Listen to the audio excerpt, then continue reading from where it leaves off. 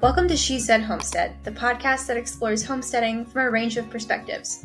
We're Sage and Michaela, two homesteaders, each with unique experiences, properties, and future goals for our homesteads. We're discussing various homesteading topics, sharing our personal experiences as women working full-time who are managing homesteads as well, and shining a light on the stories of other inspiring homesteaders. Before we dive in, be sure to hit that subscribe button so you never miss an episode. And if you enjoy our podcast, please consider leaving a review. It really helps us grow and share these homesteading stories with even more people. Hey there, guys. Welcome back to the podcast. I'm Michaela from Calico Cow Acres. And I'm Sage from Terra Nova Acres, and we both have homesteads in Western North Carolina. Just before we get into this, I'm going to put a disclaimer because there's going to be noise in the background. Hopefully I can hear myself think through this, but Taylor is in the basement working on a project and it is loud. So I apologize in advance, but it might just be a thing. So note that before you listen. I think it goes great with today's theme, which is work, homestead, life balance. And, you know, you got to find a little bit of give and a little bit of take with all of it. And perfect example. Yeah, you guys all have to give a little by listening to Taylor Saw things. Before we get into talking about that, though, what did you do this week, Sage? Oh, gosh. So when we're recording this, Christmas was this last week. And so that was obviously a big part of it. And when it's Christmas, I get to bake like a maniac, and no one thinks it's weird because I can just give the food away as gifts. And I just got my oven replaced because the other one was not working. So I got to make eclair pastry, choux pastry for the first time in like 3 years. And that's something that my grandmother used to make. She taught me how to make it. So that was actually exciting for me. I got to make eclairs, I made some pizzelles, I made some bread, and normally I do more than that, but that's all I did. Quote unquote, that's all I did. But Christmas baking made my heart happy. I kind of needed that, and so that felt good. My dad was here for a little bit, stayed for Christmas and to help around the homestead. But just little tasks mostly. But I mean, it was a lot of odds and ends projects. Like I had been wanting to do some fencing maintenance and kind of change the fence perimeter to give the sheep access to this weird cove that was fenced off before for some reason. Also unpacked the greenhouse and got that started like 1%, so not really, but it's still something. And then ordered some things for spring. As I've been clearing, working on taking stuff down, I'm becoming more and more aware of like how visible I am to my neighbors and how visible my neighbors are to me.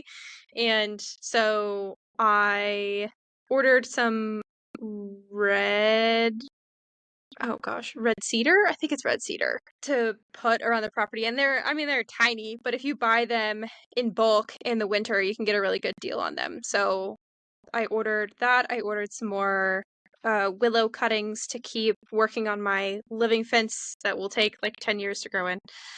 But in 10 years, it's going to look great probably right when I move out. So little weird things like that. I also ordered some pasture seed. But really, the big thing that happened this week and what's taken most of my time and attention is sheep pregnancy drama. So I have 4 sheep. One of them is a ram, and then 3 of them are females. They're ewes. The ram has been with them since last year, and they probably got bred August or September. 2 of them, now that I look at them, are very visibly and clearly pregnant. One of them, the remaining ewe, is probably pregnant. She just hasn't like popped yet. And in my head, I was thinking that I wouldn't have lambs. They wouldn't be lambing until like maybe early April, the earliest. I'm now realizing that I'm probably very wrong about that. I think the first one will lamb for sure sometime in the next 6 weeks, which would be mid-February at the latest, but probably more like I'll probably see lambs in January. But the drama with it was that I noticed one of my sheep had something called an intermittent prolapse, where it's part of the body that's supposed to be on the inside is a little bit on the outside. And I had the equipment to deal with it, but in all of that, that's how I realized, like, oh, you guys are a lot more pregnant than I thought you were, because there are certain factors that can predispose them to that.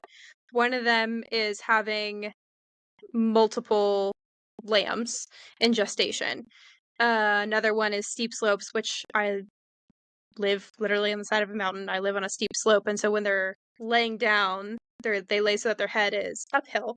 That means that their body is downhill, and if she has a really heavy womb because she's got 2 or 3 lambs in there, it's just pushing on her organs and straining her.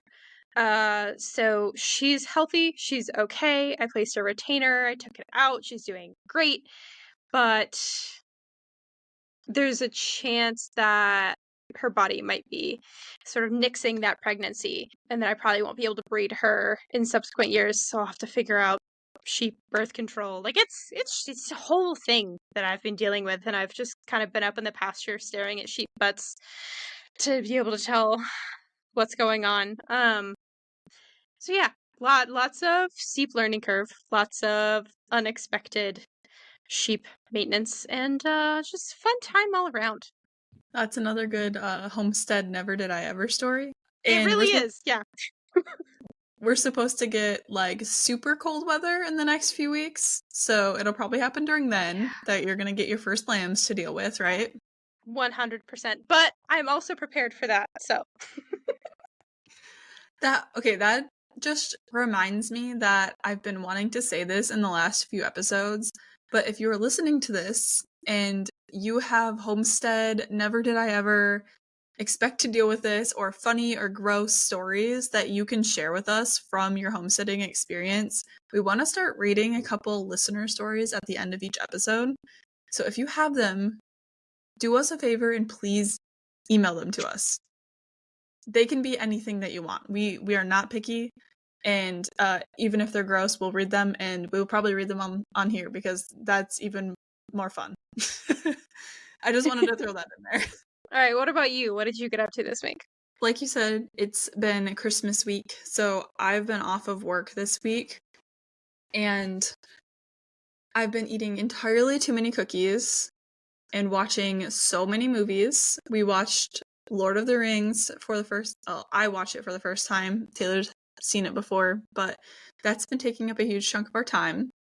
We've been just relaxing, doing Christmas, baking cookies, making other Christmas treats like granola and whatnot, because I have gifts that I want to give to like neighbors and friends still.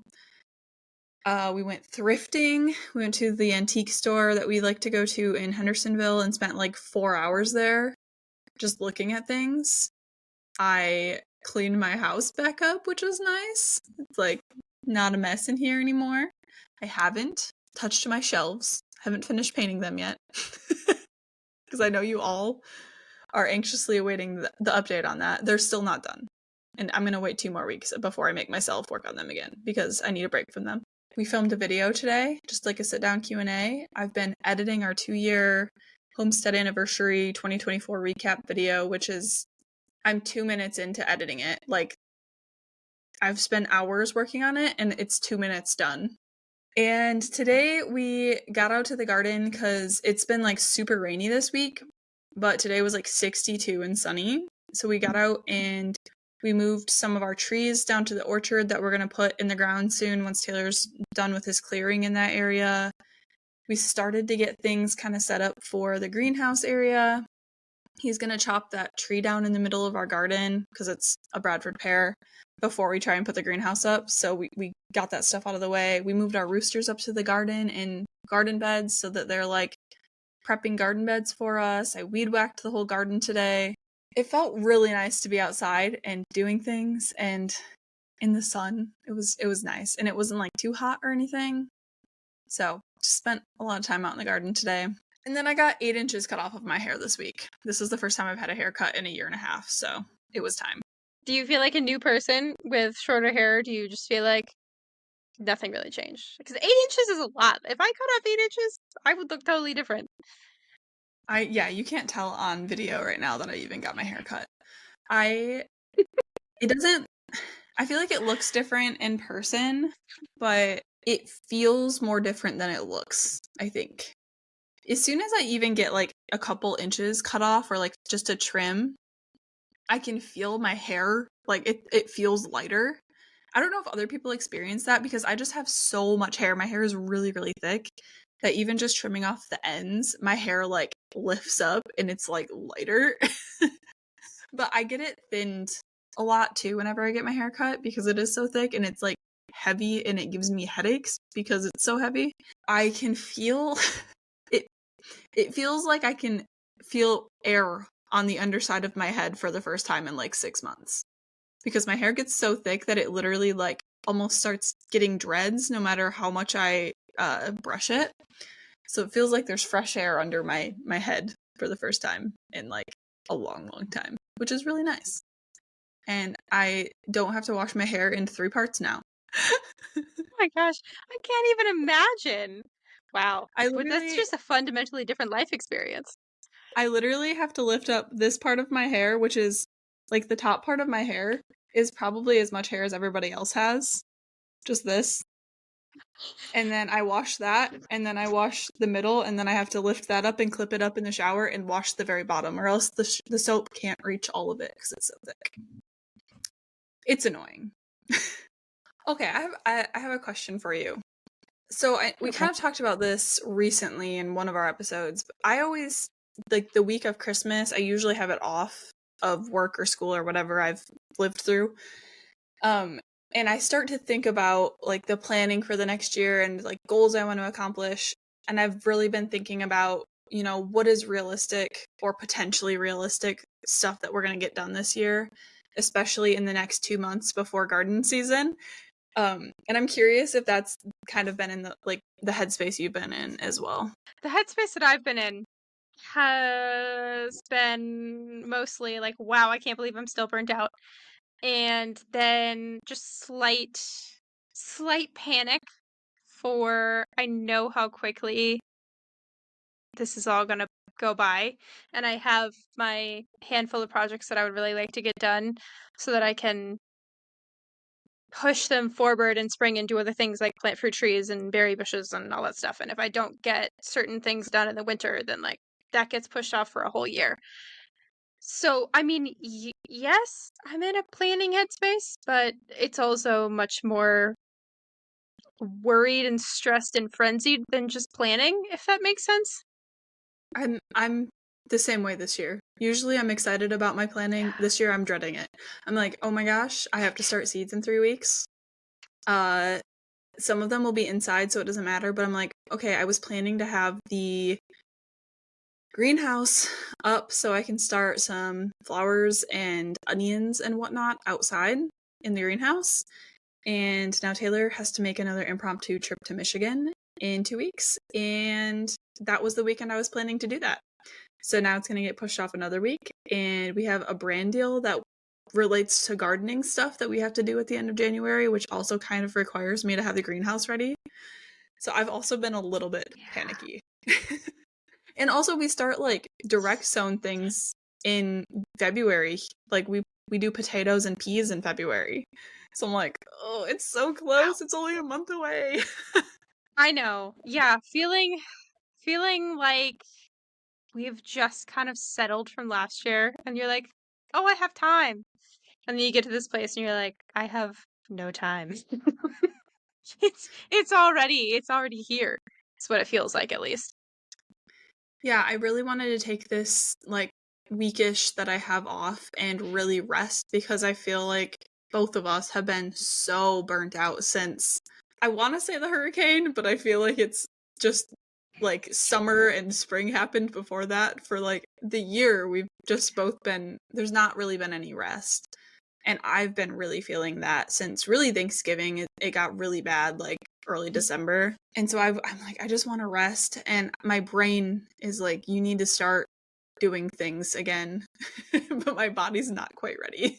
It's just a lot. I'm like, I have to go back to work this week, and adding that whole scenario back into the chaos of life, not looking forward to it. So yeah, I've been pondering this episode topic this week, thinking about this. And I think I've come to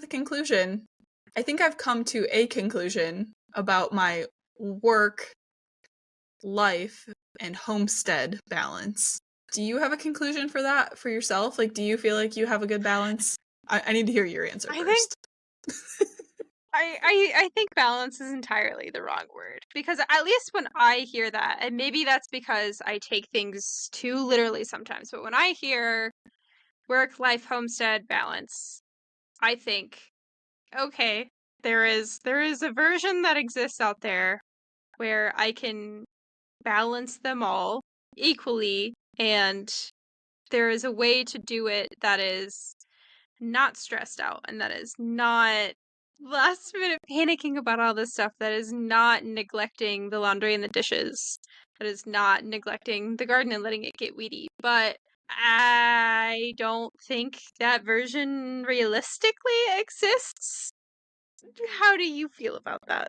I feel like I'm good at two of these things at once, and it's always a rotating thing. And this is kind of a term we've made up, right? Like work-life balance is what you're usually going to hear, but we also have the added homesteading thing, as well as other things on top of it. Some people have work, personal life, and then like their kids on top of it. Some people have multiple jobs, so it's work life, you know? So like our version of that is work life homestead balance. And I feel like I can definitely do two of these things well at a time. And it's just constantly rotating what those two things are. I can be very present with work during the week, and then I can get off work, make dinner, get the house cleaned up, and spend the evening with Taylor. That's a pretty good work-life balance. I can go to bed at a decent time and get good sleep, wake up fine the next day.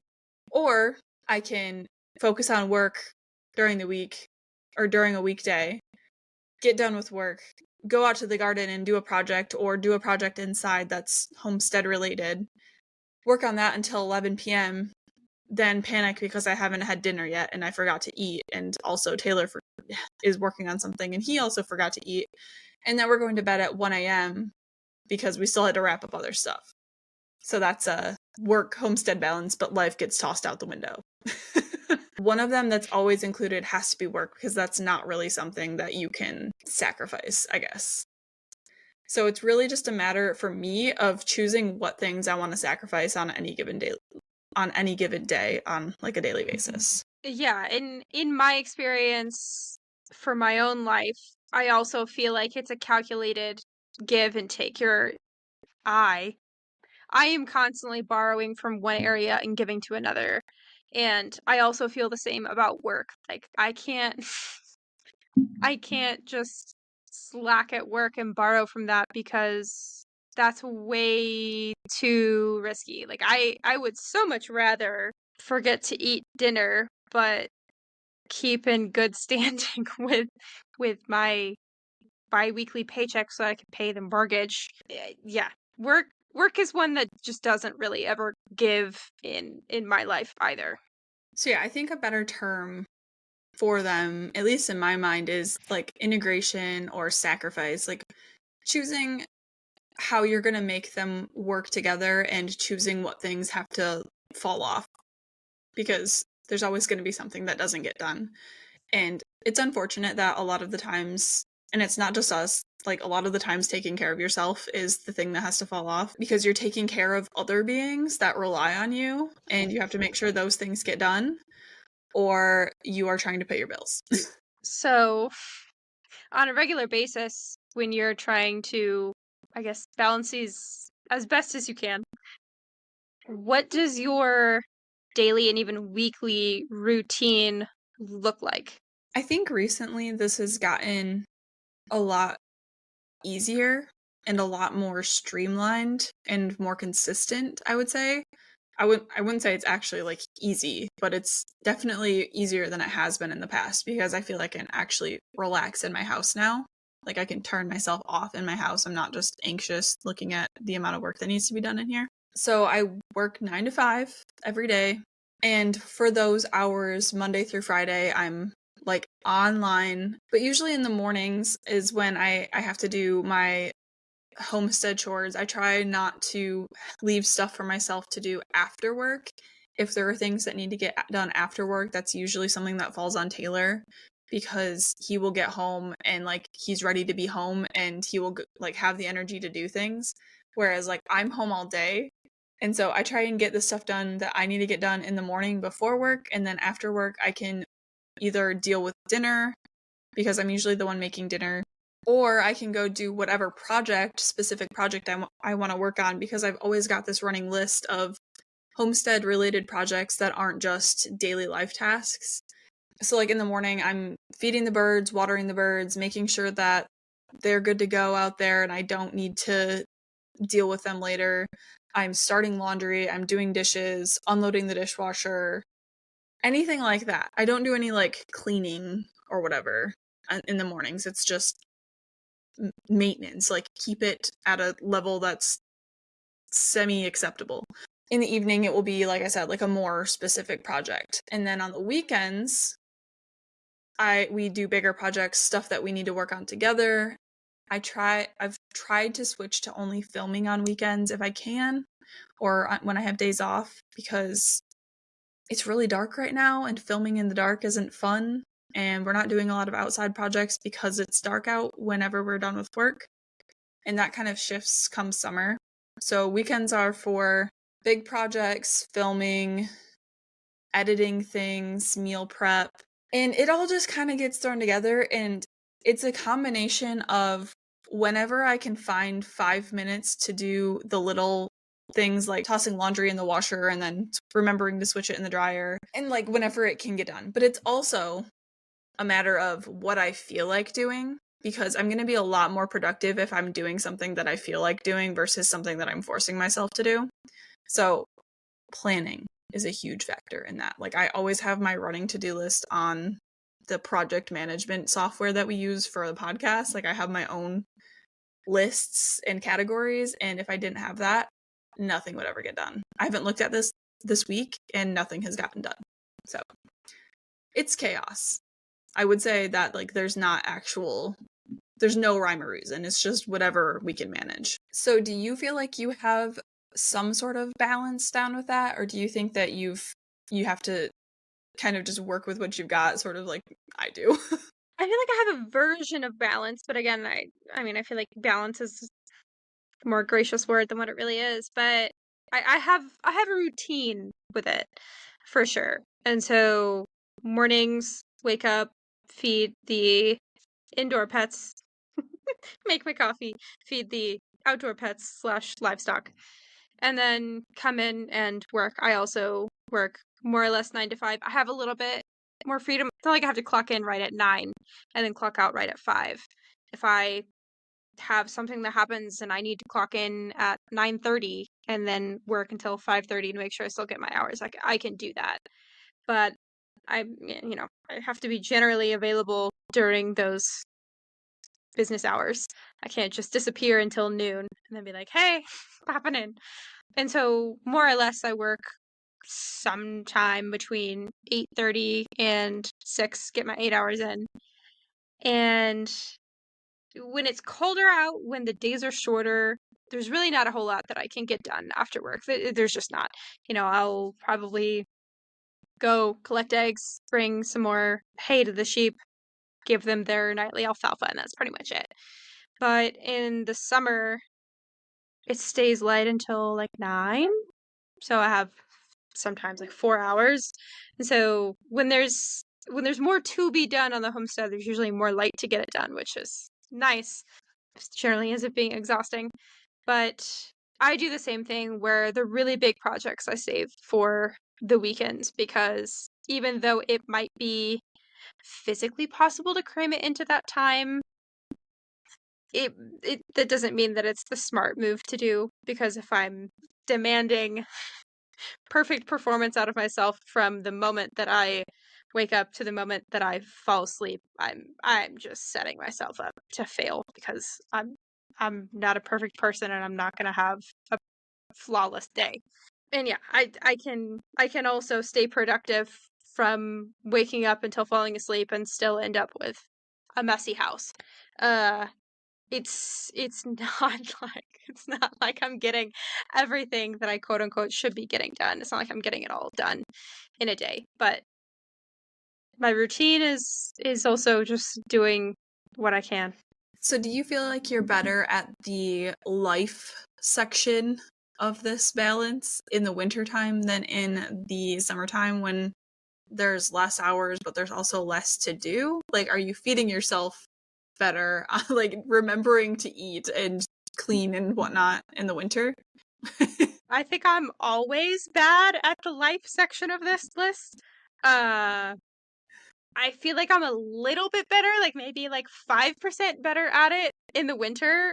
And when I'm looking at that season coming up, I'm like, I'm excited, right? Because I get all these expectations in my mind of like, oh my gosh, I'm gonna be able to do things like cook some like really healthy, really nutritious meals and take my time and enjoy it and all this stuff. And then I get to that phase and I'm like, oh, right, this is when I crash and burn because I need to rest really hard in winter, and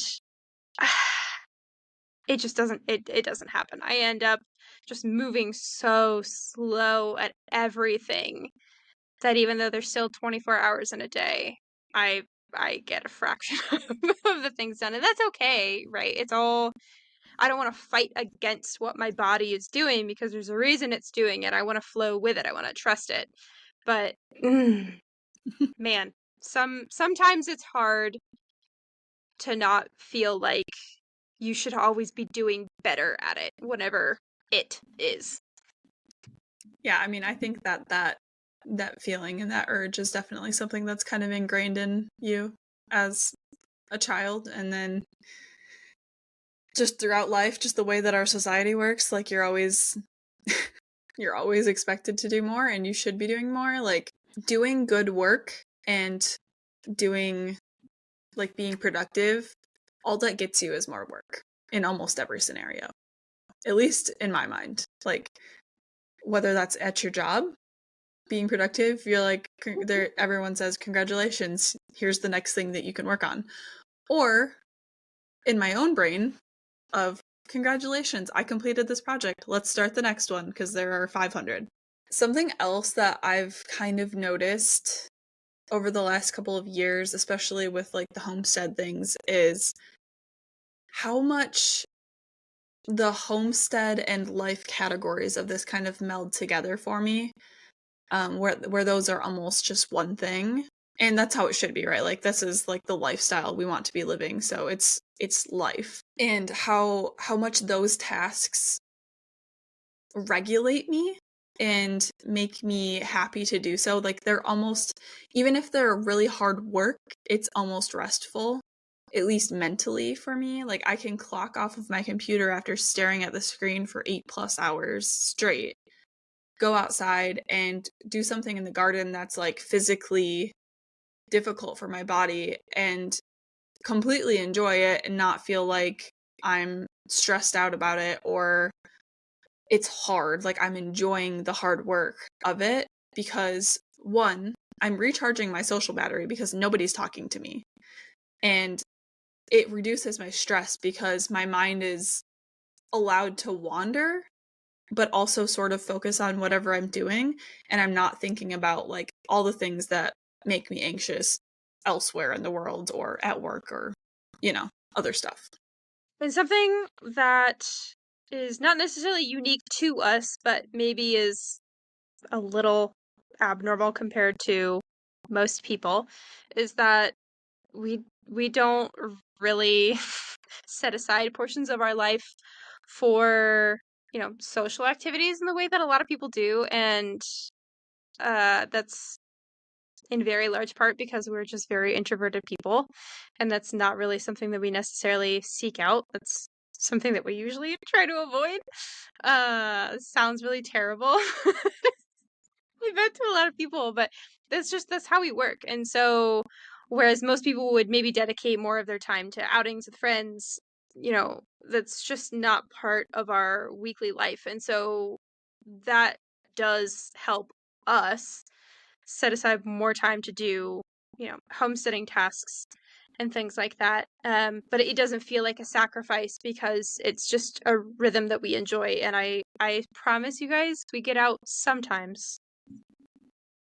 On Just to see occasion, each we leave the other. homestead. Yeah, mostly to see other homesteaders or do homesteading things, but still. Do you think that having your homestead and not being able to like go on trips or go out and socialize more has affected your relationships with friends at all or family? I don't think it's the homestead that's affected that. I think it's my natural proclivities. The same proclivity that attracted me to homesteading is the same proclivity that pushes me away from doing things like driving 4 hours to go see family or, having a huge circle of friends, which is just never going to be a thing for me. For the same reason that I like homesteading is why I dislike those things. So they're related, but it's not the homestead's fault, if that makes sense. Yeah, that's fair. We have like a really big friend group in Metro Detroit, I would say, but I think that since we live 12 hours from everyone else that we like are friends with, besides the few people we've met and become friends with down here, I think that like that actually helps us where we can be focused on our projects and not feel guilty about not socializing as much because none of those other people are doing homestead things. As much as I like miss them and love being able to see them when we do get to see them, maybe once a year, if they lived near us, we would get significantly less stuff done. But I feel like we have a really good core group of people that I've started to like, we see really often now. Even if that's like in my mind, often is like a handful of times a year we get together. Like with Red and Steven, Taylor and Steven are really good friends now. And it's kind of branched off a little bit where like he hung out with them yesterday while I stayed here and just like did my own thing around the house. He did car things with them and we'll get together with them to watch drifting. And that's just like an evening a few times a year. And then we'll do our little like gingerbread party and stuff. And, it's not like a weekly thing that we see each other than sitting on the podcast, which I enjoy because I don't have to think about getting dressed and driving an hour. And, as much as that's fun, like trying to maintain that every week, it's not going to happen. So this kind of socialization is something that's doable for us, which I think that's perfectly fine. I do think that working from home, at least in my case, is something that's absolutely necessary for this whole balance to work. Because Taylor works away from home, and that would mean that if we both worked out of the house, nobody would be here to make sure our animals were okay during the day, let alone like feed our pets because the cats themselves eat multiple times a day because they all have special diets. So it started out with that, but I very much believe that like the way I've built my life around working from home, I could never go work in an office. Like again, I don't think that I could make that work with the animals. Commuting sounds like my absolute worst nightmare, like in any way, shape, or form, even if it's like 15 minutes. That just sounds so stressful to me. Being perceived all day and having to wear like clothes that are acceptable for society in an office, that sounds horrible. There are a lot of things that happen during the day around here where, thankfully not on a regular basis, but like sometimes stuff happens where I'm like, oh my gosh, I'm panicking because my duck is acting weird. I'm like, I need to keep an eye on her. Or the chicken got out and I need to get her back in 16 times today because she found a hole in the fence that she can get through and she wants to be out in the garden and not in the fence. And what if I wasn't here? Then we'd have a real like the chicken crossed the road scenario. And that's just not fun to deal with when you have a 15, 35, 50 hour and a half long commute. Like Taylor has a 45-minute commute. I cannot imagine if I worked that far away. I think I could make it work. It would definitely be more difficult and it would definitely open up the animals to situations where I wouldn't be home and wouldn't be able to keep an eye on them or intervene if something happened. I think I could manage it though. I far prefer working from home, and I can do things like, instead of take a water cooler break, I can go walk in the garden. Honestly, for me, it's not just about the homesteading stuff, like taking the time to commute, because I used to do that. Actually, the first the first, I'll call it, real job. I worked in food service before I got an actual job in my field of study that I went to college for. But my first career job, there we go. I was commuting more than an hour each way. So that's over 2 hours out of every day, which is a lot, especially when you're sitting in Denver traffic. Oh my God. No, thank you. And I've worked from home since 2020. So going on really almost 5 years now. I can't imagine sacrificing that much of my day to commuting. I can't imagine having to get ready, office professional ready every single morning. I can get ready enough to be on video meetings. That's fine. Like 3 times a week. It's very different than sitting in an office for 8 times 5, 40. There we go. 40 hours a week. But I'm just honestly more productive. If I'm in an office, I'm distracted by all of the social things that I guess a lot of people enjoy, but I don't. I don't like that social aspect. I'm not trying to be rude, but I'm here to do my job, and then I want to leave because I have my life outside of work, and I used to be the person that tried to make work their life, and I just have no interest in doing that anymore. And sometimes that can come off as rude or cold to the people that you work with, but I'm not doing it on purpose. I think that I would be, if I worked like in an office or something, I would be just stressed out and anxious about something going wrong here throughout the day. Like, I don't think I would be able to focus, not even taking into consideration all of the distractions in an office. I've never been able to work around other people well. Like, I work so much better at home. In college, we had studio, is what they call it, where it's like 5-hour blocks of time. And those are like, it's class hours, but you're required to go sit and work on your architectural design studio projects, like your main projects for the semester, during those hours. And you have to sit in there and be with everyone else. And I never got anything done. This is a main reason that I pulled all-nighters all of the time, because I would get home from that and then I would start my work because I couldn't focus while everything else was happening. So the distractions overall of an office environment, plus the added stress of knowing that my animals are here and anything could be happening, it sounds like the worst possible situation for me. So I'm like very glad. I think that the only semblance of a work-life homesteading balance for me comes from the fact that I'm able to work from home. If that were the case, I don't think that I could do nearly as much homesteading as we're doing here. I fully agree with that. I think my capacity would be greatly reduced. Part of that being the commute time, but a lot of that also being just mental capacity. Because yeah, if I had to sit in an office and do all of that, I would have no mental energy to take on all of those things, even if I have physical energy. Yeah, and social capacity too. Like, I would have no energy at the end of the day for anything if I had to socialize in person for 40 hours a week. I don't think that I'd have the energy to do a single project after work. Or, like, I understand why it's hard for people to make dinner after work, because I would just feel so drained. Okay, so we've kind of talked about the work side of things for the last little bit, but what are the ways that you have set up your homestead infrastructure and systems and your routine to fit that tug of war between work and life and all of the homestead things? Yeah, so something that's important to me, because I have all these other things to balance, is choosing animals and systems that can be, to some degree, independent and for a short period of time self-sustaining.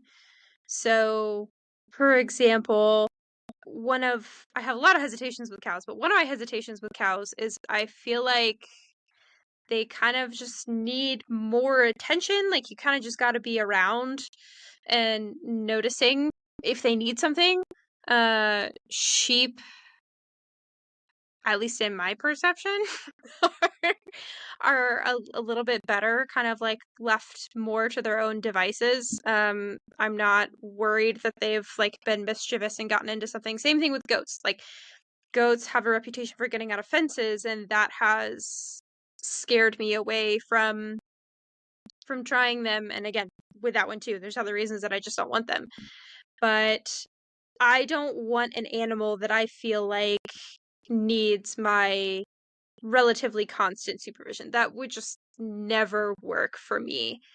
Uh, I've done things like made sure my perimeter fence is really solid. Is it perfect? No. It's never going to be perfect no matter how much time and money I throw at it, but it gives me peace of mind to know, like, hey, I'm pretty confident that nothing's breaking into or out of that fence, and I don't have to worry about if the sheep have gotten out and are eating my garden or whatever.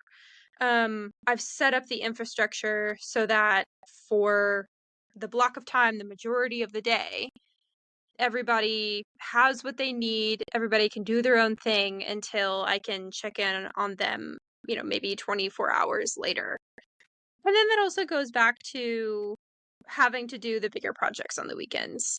It's just never, it's never going to work for me to try to take on, especially like construction projects. I'm not going to tinker with the greenhouse for 2 hours after work. I'm going to set aside my block of time and just accept that with how my life works, it might take a lot longer to get bigger projects like that done. Whereas if I didn't have a 9 to 5 job, yeah, I could knock that out and count on getting it done in a week. But because I don't have that, I'm like, I don't know, it might take me 3 months. And that's okay. It's recognizing what's realistic and setting expectations. Going into even just the pace of homesteading. I think that's something that is underestimated when people get into homesteading, is that sometimes there are seasons for projects, winter being the construction season for those, at least down here. And sometimes a project's going to take you like a whole month of weekends to get done, like one thing. And you're going to be working on it for all day Saturday, every weekend for 4, 5, 6 weeks. And it's frustrating because along with that is like other things that you need to get done as far as projects go. Maybe you're working on one and then you're trying to start another one because they all need to get done before a certain date, or you're going to have to wait until next year to do it. Like we kind of mentioned earlier with like, you mentioned this in a recent episode too, where you're like, okay, I'm going to try and get the high tunnel up, but if it doesn't happen, it's going to happen sometime in the next year, maybe. Yeah, I think that that's severely underestimated, where, and even I do it. It's like, I get very ambitious, and I've really, like, this year started to come to terms with, like, okay, it's okay for things to take a little bit longer. It's okay if you're not getting all of the projects done, because they'll get done eventually. There's always going to be more that need to be done. And, like, leaning into being able to rest a little bit more and just like not letting my body have so much of a toll taken on it, like giving myself a little bit of breathing room. We kind of have a different version of the things you were saying, where like we've set up our systems to be able to run a certain level without our intervention, where like when it's not 17 degrees overnight, I don't have to worry about water. We have a solution for that, but it has been an issue the last couple of weeks when it's been cold. I have a massive chicken and duck run so that I don't have to feel bad about leaving them in if we're not home. Like, they still have plenty of space to do their thing and they're not crowded. If we're gone for the day, or even if I needed to keep them locked in so that I can sit on a meeting and not worry about my ducks walking up into the road. The ducks, I let them free range most of the time because if they are going up there, I could hear them because they're loud, and I know that I need to run out there really quick and go put them in. Their coop and run set up in an area where I can fence off the entire garden space, and we're going to be able to give them paddocks throughout the year eventually and not have to worry about moving an entire structure. I just have to move 1 or 2 nets once a month or so, which will be really nice. That's something that's in the plans. It's not something we've done yet. Going back to being patient about things, we have strategically put off getting goats because the amount of infrastructure that we need to build and think about and pay for kind of outweighs their benefits right now, and we know we're not really ready to take on the time commitment for taking care of them and making sure that like they're good to go and they'll be happy and healthy and thrive on our property. Like that needs to wait a little bit longer. So they're a little bit higher maintenance animals, and we just have to like be patient and make sure the timing's right for that. And then like you said, projects, like the bigger projects on the weekends, like we can usually get a portion of something done on weeknights, but a lot of the times it's like these shelves I'll paint for an hour or two after work. Like I'm sitting here painting stuff and then I have to pause and make dinner, and then it's 9 p.m. and like we'll sit and eat dinner and watch a little bit TV while we're eating dinner. I clean up the kitchen and I have to go to bed, because something else that I've realized in the last year is that annoyingly, very, very annoyingly, my body does best on 10 hours of sleep. So that's nearly impossible, but I do try and shoot for that. Man, 10 hours of sleep. Okay, I also feel like my body does better with like 8.5, 9, but 10 hours. Okay, so if you went to bed at 10 p.m., then you would wake up at 8. That's not too crazy. I mean, difficult to set aside that much time for sure, but That's ideal. Those seem like reasonable sleeping hours. Yeah, I would say it's 9 to 10 hours, but like if I just, and maybe it's just a winter thing, but on the weekends, if I'm just letting myself sleep until I wake up and I'm not setting an alarm, which I've been trying to like play around with on the weekends and this past week being off, I'm waking up with 10 hours of sleep. And it could just be a winter thing, because I feel like in the summer I'll wake up more towards like 8.5, 9 hours, but in the winter I've noticed lately it's like closer to 10, which is ridiculous, but my body is just like it needs more rest right now, and I've been trying to honor that, which is it's like a mental thing. I'm like, I know my body needs it, but it's annoying to me. Like, can you just not? Can we just do more things? Why are we sleeping this much and we still feel tired? I don't get it. I also feel like that's more of a like a cycle thing. Like the women's bodies work on more of a monthly cycle than a daily cycle, and I think that changes throughout the month for me for sure. Oh, yeah. I notice for sure when I have my good week, I'm like, man, especially if I'm in a routine where I'm going to the gym, which I'm not right now, but I'm like, oh my God, that workout that was so hard last week was like easy peasy. And then you just know it's all downhill from there and you're like, damn it. Yeah. I feel like that is something that really needs to be said during this episode. That like work-life homestead balance is definitely like a roller coaster throughout the month, depending on my hormones. Yeah, and to be clear, because I feel like that gets misconstrued so often whenever the conversation of women and hormones comes up, because people hear that, and I feel like so often they just hear women are irrational, emotional creatures, and that's not at all what we are trying to say. Men have hormonal cycles too. They're on a 24-hour basis. Women have hormonal cycles. They're on a monthly basis. And so we're all human. We are, fun fact, all equally emotionally capable, which I feel like is also something that gets misconstrued. Yeah, and it's just society tends to be built around not what is convenient for women. And so it comes up especially when you feel like you're a fish trying to swim upstream, even though you're just trying to take care of yourself. It conflicts with life expectations. So on top of the work, the life, the homestead, at least for us, there's another factor of consideration when talking about like integrating all of these things together and balance and just existing as humans. And it's not something we have explicitly really like discussed before, but it's something that we've probably hinted at and just brushed off. But for this discussion in particular, I feel like we need to talk about this thing. I don't know. This thing. This daunting thing. This big scary No, thing.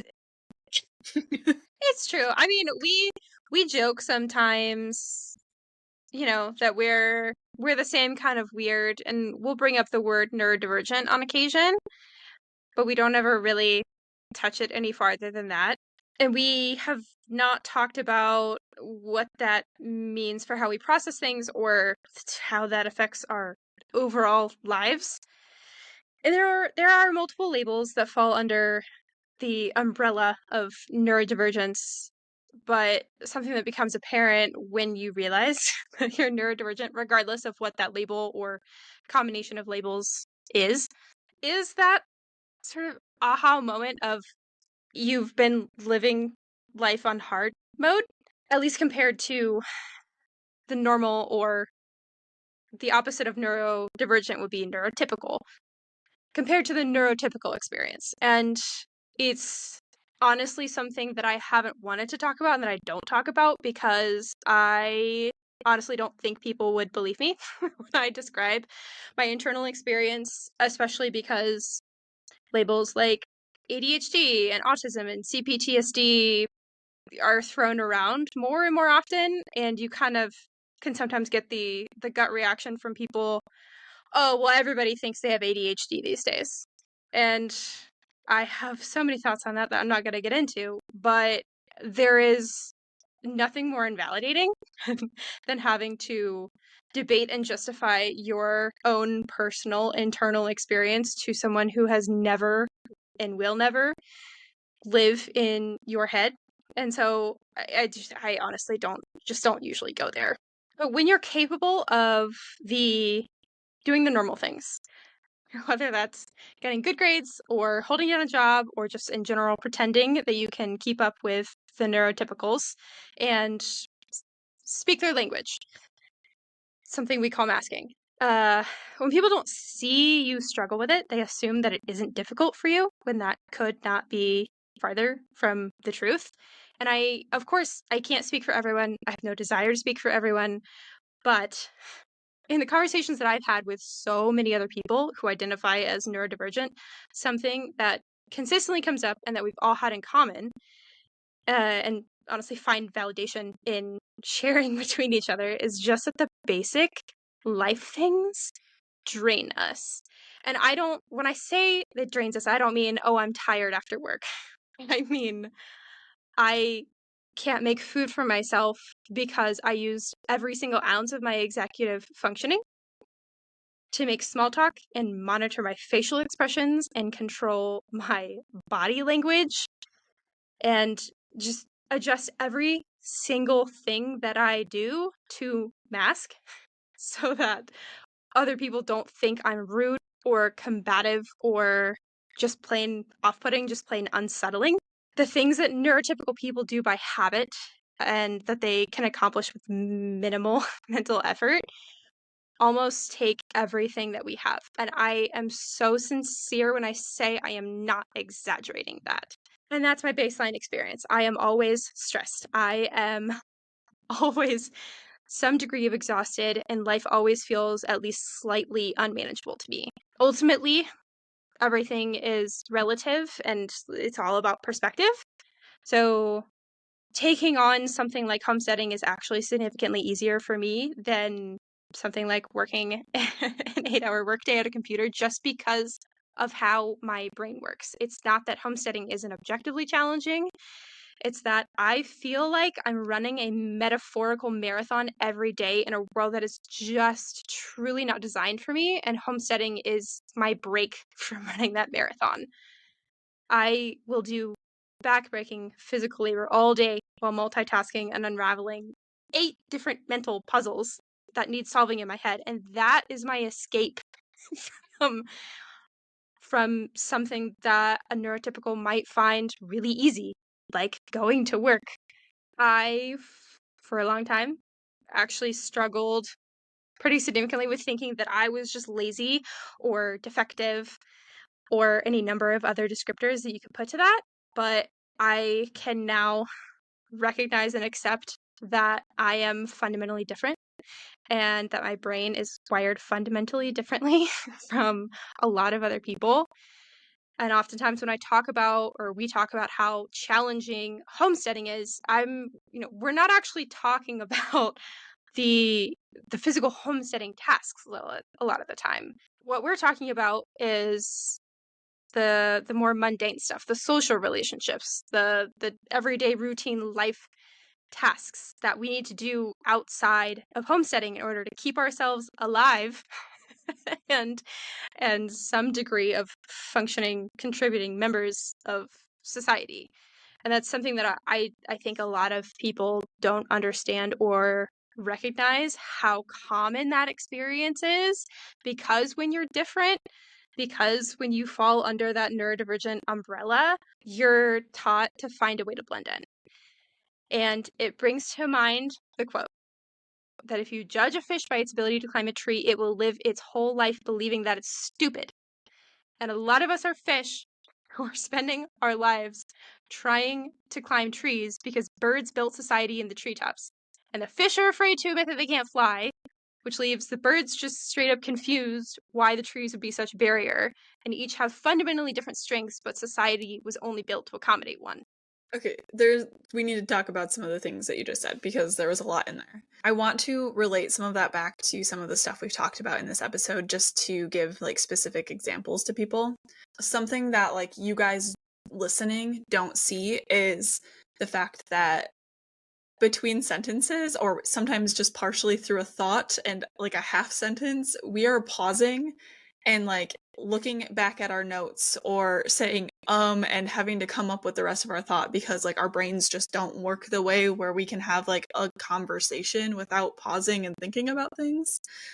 Like it's not happening that quickly, and a lot of that gets cut out of this because that's not something that somebody who has a normal conversation, a neurotypical conversation, has to worry about. Like we have guests on and they can just talk and we're always like, wow, this is amazing, you're so good at talking, and we have to give a disclaimer every time we have a guest on saying we're gonna pause in the middle of a sentence, don't let it confuse you. If there's an awkward silence, it's just us buffering. Like it's okay, we're not trying to be awkward, it's gonna be awkward though.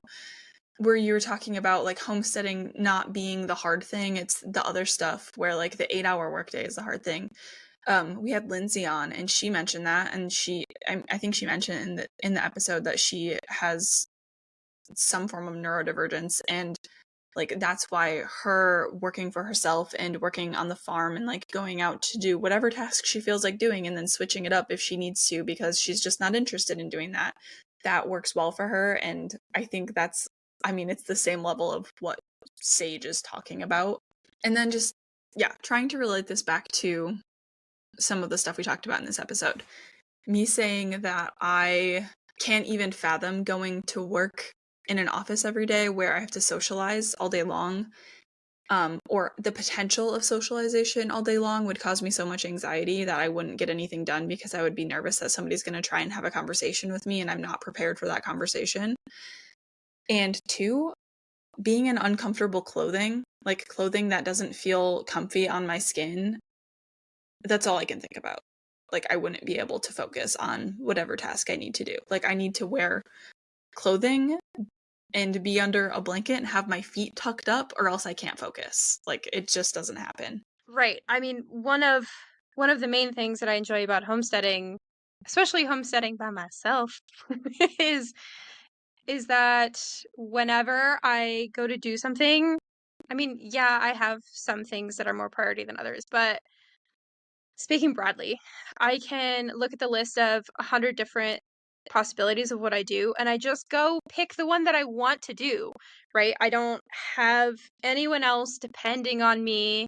I haven't like made promises to somebody that I've committed to do this thing, and oh gosh, now I have to do it, and like the anxiety that builds up just thinking about that scenario is really kind of wild. And so I get to look at that list and I get to say, where does my dopamine lie today? It lies with this task. Great. I'm going to go do that. And then yeah, like Lindsay, I might run out of steam in the middle of that task. And whereas in certain social situations or at work, I wouldn't have the freedom to just say, whatever, I'm going to leave this quarter of the way done and go pick up this other thing. I get to do that with homesteading, and it's very freeing. It's very regulating for me to be able to do that, because in every other aspect of my life, and for as long as I have lived to this point, if I were to do that and people were to observe that, they would be like, "What's wrong with you? You can't just do that. You have to finish it. That's how it works. That's how this works. But that's not how I work, and that's probably never going to be how I work. And if I don't find an outlet for myself to be able to do that, I will. I don't say this colloquially. I will lose my mind. I will go a little bit crazy." I thought of another example that also ties back to a comment we've gotten. Things that you guys probably see, but you don't realize that it's this factor of our lives showing up, is when one of us is talking. If you're watching the YouTube video, watch our faces. Don't watch them too closely, just as a case study. I have to tell myself to respond visually, like make facial expressions to make sure I'm seeming interested in something, because I am genuinely interested in what Sage is saying. But my face doesn't read that way. Like, it will just zone out and I will look like I'm not paying attention if I'm not actively telling myself, you should smile now. Nod your head. And I don't think that that's a neurotypical response to like conversation, but I think that's a very widely accepted thing in like neurodivergent people, that like in order to engage with people you have to like actively be thinking about the entire thing and social, like different cues that are happening, tone, like you're picking up on a lot of subtle things that other people don't pick up on. And I think that's why social interactions exhaust me personally so much. Yeah, we've gotten a comment here. Someone commented about my face while I was listening to you talk about your week, and I had my arms crossed and I wasn't actively smiling. I don't know. You're just I thought I listening. looked normal. But yeah, I mean that's kind of that off-putting thing that we talk about with masking. When we record this podcast, we sit down at the end of the day, which for Michaela and I, we've been expending all of this energy, all of this executive functioning, all of this dopamine all day. And then we sit down, and especially me, I don't always have the energy to sit here and think about, calculating what exactly the right degree of smile is so that I don't look like I'm on something, but I also don't look pissed. And I also know that Michaela's not going to take it that way, because one of the reasons that we're very comfortable with each other is that we speak that same neurodivergent language. That's also one of the ways that I figured out that I fit under that umbrella. So I was like, every single person that I am good friends with, that I get along with, has this thing. Maybe that's something about me. But also, before I derail myself and forget what I was actually talking about, um, for me, if I am constantly focusing on what my body language is saying, what my facial expressions are saying, it's then really hard for me to actually listen to the person. So I can either look like I'm listening, or I can listen. And if I am particularly fatigued, like at the end of the day, I'm not always capable of doing both. I sometimes have days where I can mask great and no one would have any idea. And then I also have days where I am exhausted or dysregulated for some other reason. And then it comes out more and it's it's a lot more obvious. Yeah, I mean, we usually talk for like an hour before each episode, half hour to an hour, where we're just like venting and preparing ourselves to have to talk on a recorded video session. Like, Yeah. these podcasts are twice as long as they actually end up being because we have to mentally prepare ourselves and like hype each other up to be able to talk on camera. And that's a lot. I know we've been talking about work and life and homestead balance, but a lot of the times we're also balancing neurodivergence, but also YouTube and also podcasts and whatever else is happening, social stuff that like really just takes a toll on you. And so I don't know. I'm really hoping that this conversation in totality, like all of it, can resonate with people, but especially this last part, like we've never really fully addressed that. And I think that it's an important key piece of trying to find some semblance of balance or integration or the sacrifice, whatever we wanted to call it, because it's definitely like a huge part of it. It's a huge deal. And honestly, if you are one of our listeners who listens all the time, if you can keep up with our brains, if you enjoy this flow of conversation, you might be under that umbrella too. And one last thought or question that I want to talk about before we end this is I'm curious if since you've started homesteading, you're a couple years into this now, do you feel like you are making progress in striking a better balance between all of these things? Or do you feel like it's just kind of that way and it's going to be that way no matter what? I think in the overall like entirety of my life and I guess adult life and my time homesteading, like full on being on this property, I would say yes. Like to both of those things, I am definitely getting better at finding that balance and allowing myself more of the life aspect of that instead of just constantly working on work or homestead or YouTube or podcast or whatever. I've definitely in the last 6 months, I would say, started to get better at that. And I think that's a matter of a whole bunch of factors. Part of it being like my body just said it's time to focus on me and like didn't let me ignore it much longer.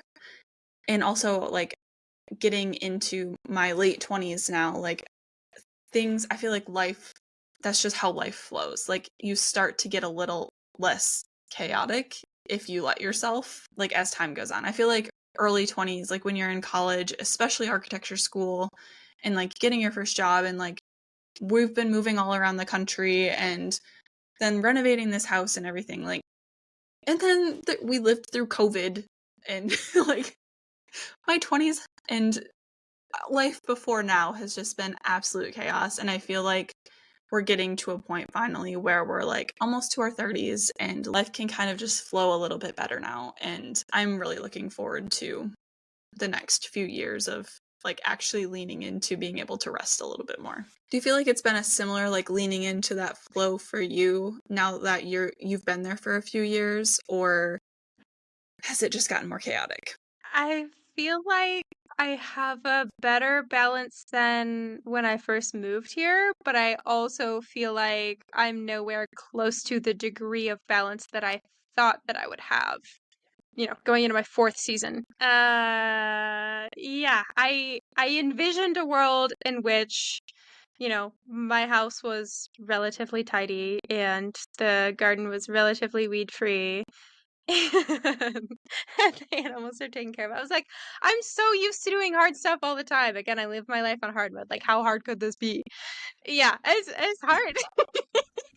It really is. But the homesteading stuff is the hard that I enjoy, and I think that every year that I do this, I realize what I enjoy more, and I'm able to draw back on some of the things that maybe just aren't worth it to me, and I get to reinvest in those things that are. And I ended up having a little bit more energy. And again, building a homestead is so different than maintaining a homestead. But building a homestead just takes a really long time. So I feel like progress has been made. I also feel like there's a whole lot more progress that could be made. And I'm also okay with being a little chaotic if that means that I get to do the things in life that make life worth living to me. A little bit of chaos is worth it for not having to settle in the long run. I agree with that. Thanks for joining us on this episode of She Said Homestead. We hope you enjoyed our chat. Before we say goodbye, we'd love to hear from you. Send your homesteading stories to us at shesaidhomestead@gmail.com. We can't wait to share them on the air. To stay connected, follow us on Instagram for updates and sneak peeks at what's coming up next. If you like video podcasts, make sure you subscribe to the She Said Homestead YouTube channel too. We can't thank you enough for being part of the She Said Homestead community. Until next time, happy homesteading.